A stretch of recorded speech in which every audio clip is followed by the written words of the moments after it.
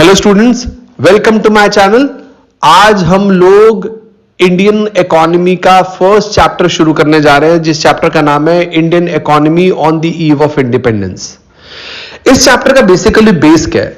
इस चैप्टर में हम बेसिकली एक कंपैरिजन पढ़ेंगे, एक वो टाइम पीरियड जब ब्रिटिशर्स इंडिया में नहीं थे और वो टाइम पीरियड जब ब्रिटिशर्स इंडिया में आए और उन्होंने इंडिया का एक्सप्लॉयटेशन किया।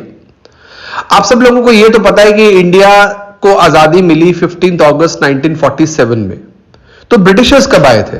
ब्रिटिशर्स इससे 200 साल पहले आए, क्योंकि ब्रिटिशर्स इंडिया में 200 साल उन लोगों ने इंडिया में राज किया। तो अगर हम 200 साल माइनस कर दे तो कौन सा ईयर बना? 1747। तो लगभग हम ये लेके चलते हैं कि 1740s के अंदर ब्रिटिशर्स ने इंडिया में आना जाना शुरू किया। लेकिन ब्रिटिशर्स के आने से पहले इंडिया कैसा था? ब्रिटिशर्स के आने से पहले इंडिया एक खुशहाल इकोनॉमी थी, एक प्रॉस्परस इकोनॉमी थी, इंडिपेंडेंट सेल्फ रिलायंट इकोनॉमी थी, जहां पर लोगों के पास अपना अपना काम था, लोग अपने अपने बिजनेसेस में, अपने अपने डिफरेंट एक्टिविटीज में अपने आप को इन्वॉल्व रखते थे। इंडिया का क्राफ्ट, इंडिया का क्राफ्टमैनशिप बहुत पॉपुलर थी।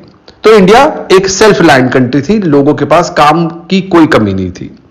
अग्रेरियन इकोनॉमी का मतलब है लोग मोस्टली इंडिया के अंदर एग्रीकल्चर किया करते थे। बट किस टाइप की एग्रीकल्चर करते थे? सब्सिस्टेंस फार्मिंग करते थे। सब्सिस्टेंस फार्मिंग वर्ड का मतलब होता है जब अपनी फैमिली नीड्स को पूरा करने के लिए फार्मिंग की जाए, खेती बाड़ी की जाए, that is called subsistence farming. और अगर कुछ बचता था तो फिर वो उसको मार्केट में बेचते थे। फिर मैंने आपको बताया, नेक्स्ट आता है well known handicraft industry. Handicraft industry India की एक ऐसी इंडस्ट्री थी जो कि वर्ल्ड वाइड मशहूर थी। इंडिया बड़े लेवल पे अपना क्राफ्ट का काम, आर्ट का काम इंडिया के अंदर और इंडिया से बाहर बेचा करता था। जैसे कि Syria, Arabia, Persia, Afghanistan, China, Ceylon etcetera, इन कंट्रीज में हमारा सामान जाया करता था।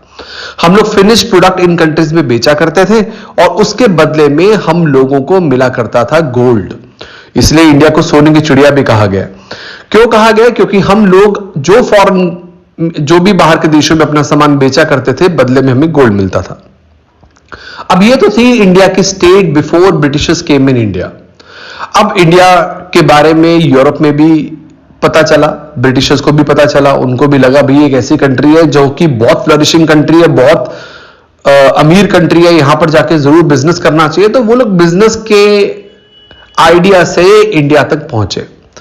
इंडिया तक आने के लिए उनको एक लंबा सफर तय करना पड़ता था। लगभग 12,300 माइल्स का रास्ता वो लोग पार करके इंडिया तक पहुंचते थे। तो उन्होंने इंडिया में एंट्री मारी। किस नाम से? ब्रिटिश ईस्ट इंडिया कंपनी के नाम से उन लोगों ने इंडिया में एंटर किया और इंडिया के साथ उन्होंने नॉर्मल ट्रेडिंग करनी शुरू करी। यहां से सामान लेके जाते थे, मसाले, प्रेशियस स्टोन्स और जो भी आर्ट क्राफ्ट का काम था वो लोग अपने कंट्री में लेके जाते थे और अपने देश में बेचा करते थे, नियर बाय कंट्रीज में बेचते थे। ये सिलसिला कुछ दिनों तक चला। लेकिन उन लोगों ने आने जाने में ये चीज नोटिस करी कि इंडिया के लोग यूनाइटेड नहीं थे।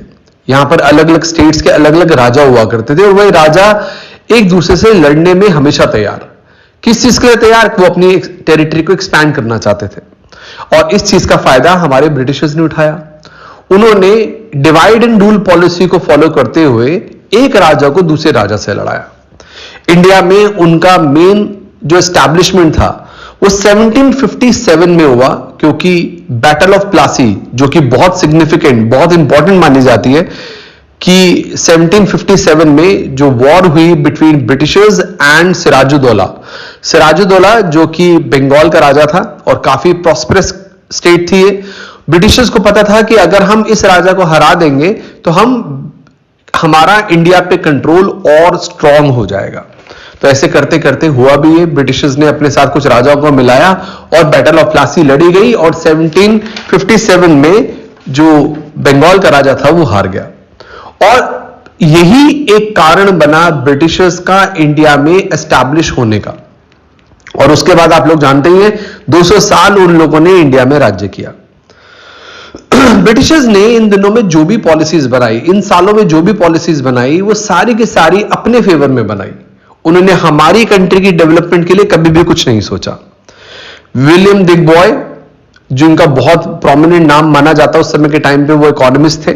उन्होंने जब पता लगाया तो उन्होंने ये पता लगाया कि उस समय के टाइम पर इंडिया का जो एग्रीगेट रियल आउटपुट था वो 2% से भी ऊपर नहीं था। जो पर कैपिटा आउटपुट था वो 0.5% था सिर्फ। तो उस समय के टाइम पर हम ये पता लगा सकते हैं, हम ये जान सकते हैं कि उस समय के टाइम पर इंडिया का जो ग्रोथ रेट था वो बहुत स्लो था।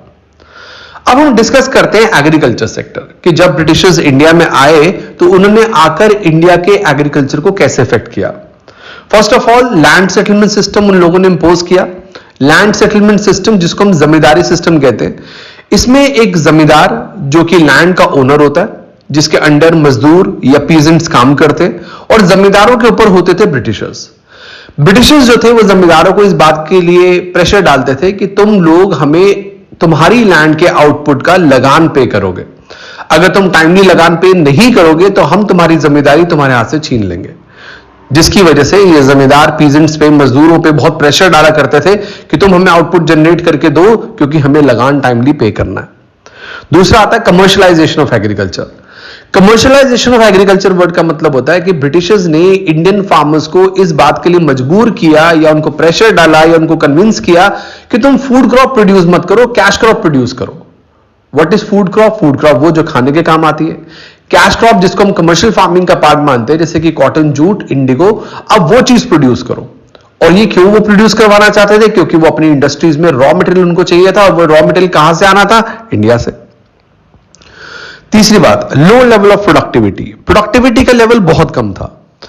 ना ही कल्टीवेटर, ना ही जमींदार, ना ही ब्रिटिशर्स किसी तरह का कोई भी पैसा लगाना चाहते थे लैंड की डेवलपमेंट के लिए। इन्वेस्टमेंट के नाम पे कुछ नहीं था, कोई प्रॉपर ड्रेनेज सिस्टम, कोई क्रॉप फार्मिंग, किसी तरह की कोई भी स्टेप फार्मिंग, इसके ऊपर कोई फोकस नहीं किया जाता था। अब हम बात करते हैं इंडस्ट्रीज की। इंडस्ट्रीज को अगर हम डिफाइन करें तो उस समय के टाइम पर इंडिया में ब्रिटिशर्स के आने से पहले स्मॉल स्केल इंडस्ट्रीज थी, जैसे मैंने आपको पहले बताया। लेकिन ब्रिटिशर्स ने आकर सबसे पहले हमारे देश की इंडस्ट्रीज को ही इफेक्ट किया, जिसको हम कहते हैं सिस्टमैटिक डी इंडस्ट्रियलाइजेशन। उन्होंने हमारे लोगों को, हमारे देश की स्मॉल इंडस्ट्रीज को इफेक्ट किया। उन्होंने वो इंडस्ट्रीज बंद करवा दी। और ऐसा क्यों किया? क्योंकि वो चाहते थे कि जितना भी रॉ मटेरियल इंडिया में अवेलेबल है वो ब्रिटेन में जाए और वहां पर फिनिश गुड बनाकर वो इंडिया में उसको हाई प्राइस पे बेच पाए। लेकिन इसका नुकसान क्या हुआ? पहली बात तो हाई लेवल ऑफ अनएम्प्लॉयमेंट हो गया। जो मजदूर, जो भी लोग, जो भी कारीगर काम किया करते थे, जो क्राफ्ट का काम करते थे, उनको मजबूरन एग्रीकल्चर करना पड़ा और अनएम्प्लॉयमेंट होगी और एग्रीकल्चर पे बर्डन बढ़ गया। Lack of capital good industries, तीसरा point, lack of capital good industries. Lack of capital good industry मतलब उन्होंने, ब्रिटिशर्स ने इंडिया में कैपिटल गुड इंडस्ट्रीज के ऊपर कभी भी फोकस नहीं किया। अब आप कहोगे कैपिटल गुड इंडस्ट्रीज क्या होती हैं? कैपिटल गुड इंडस्ट्रीज हमारी वो इंडस्ट्रीज होती हैं जो कि टूल मेकिंग इंडस्ट्रीज हैं या कि कह सकते हैं मशीन मेकिंग इंडस्ट्रीज हैं। उन्होंने इस तरह की इन्वेस्टमेंट्स के ऊपर कभी भी फोकस नहीं किया, जिसकी वजह से हमारे देश का जीडीपी का जो ग्रोथ रेट था वो कभी भी नहीं बढ़ पाया, बल्कि वो कंटिन्यूसली फॉल किया। फिर आता है limited role of public sector. Britishers ने पब्लिक सेक्टर, जो कि गवर्नमेंट सेक्टर जिसको हम कहते हैं, जो कि ब्रिटिशर्स की बात कर रहा हूं मैं यहां पर क्योंकि वही रूलिंग में थे, उन्होंने इंडिया में पब्लिक सेक्टर इन्वेस्टमेंट्स के ऊपर भी ज्यादा फोकस नहीं किया। रेलवेज, पावर जनरेशन, कम्युनिकेशन, कुछ इन्हीं चीजों के ऊपर वो भी अपने फायदे के लिए इन्वेस्टमेंट करी, इंडिया के फायदे के लिए कुछ नहीं किया।